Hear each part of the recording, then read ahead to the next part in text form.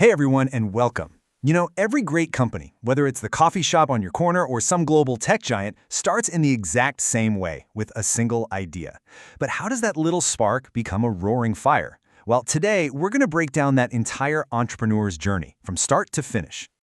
And that, right there, is the big question, isn't it? The gap between just having a dream and actually running a business. It's not just about luck or money. It's a process. It's a series of really deliberate steps that take a simple what-if and turn it into something real. So let's walk through that process together. It all starts right here. Before you even think about business plans or finding investors, there's that one moment of insight, the entrepreneurial spark. This is the big bang moment for every single venture out there. Okay, let's really dive into this for example. The two most important words on this slide are risks and rewards. See, an entrepreneur isn't just someone with an idea. They're the one who signs up to take the hit if things go south, and they're also the one who reaps the benefits if it all works out. That direct connection is what it's all about. Now, what's really interesting is that this innovative spirit isn't just for startups. When that same kind of drive happens inside a company that already exists, we call that entrepreneurship. So, what's the difference? Well, an entrepreneur gets to use the company's resources. They're basically trading that massive personal financial risk for a piece of the action within a bigger, more stable system. And this quote, man, it just nails it. The one thing that connects the person starting a company in their garage and the innovator inside a huge corporation is this right here: innovation. It's the act of creating something new, creating value where there wasn't any before. That's the real work. So, you've got this amazing idea, this spark. But an idea is just potential energy, right? To actually get it moving, you need a blueprint.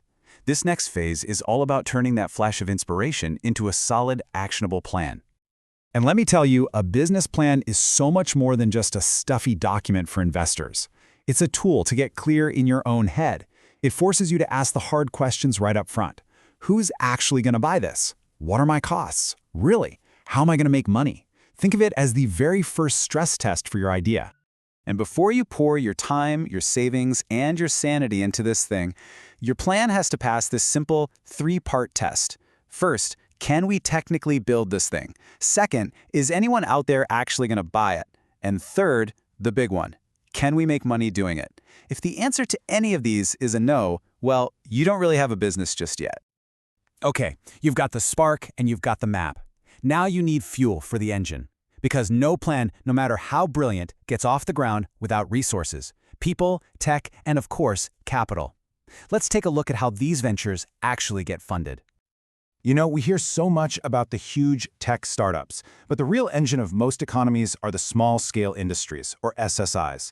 These guys are so important because they're the ones on the ground turning local ideas into jobs and real economic growth. So where does the money come from? Just look at the variety of sources here. It's not just one path. Sure, commercial banks are a big piece of the pie, but a huge chunk also comes from places like cooperative banks and microfinance institutions.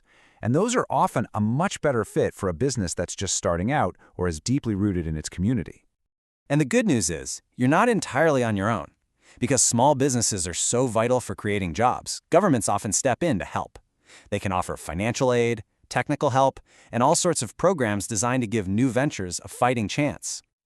But let's be real for a minute. No plan ever goes exactly as, well, planned. The entrepreneurial road is a bumpy one, and it's defined just as much by the challenges you overcome as by the successes. So what happens when things get tough? Every founder has to face this possibility. Even with the best plan in the world, a business can get sick.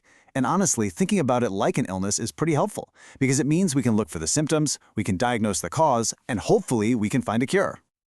And when a business starts to struggle, the reasons almost always come back to a few core problems. It's almost a mirror of the journey we just talked about. You run out of money, your plan was based on a bad read of the market, or you just couldn't keep up with new tech or better ways of managing things.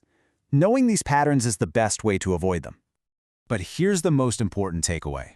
A sick business doesn't mean it's over, not by a long shot. There are entire support systems out there built specifically to help businesses recover and get back on their feet. The point is, failure is often just a data point, a really tough lesson that can help you build something even stronger the next time around. So, we've walked through the whole journey. From that initial spark, to building the blueprint, to fueling the engine, and yeah, even navigating the rocky road. The framework is there. The only real question left is the one right in front of you. What will you build?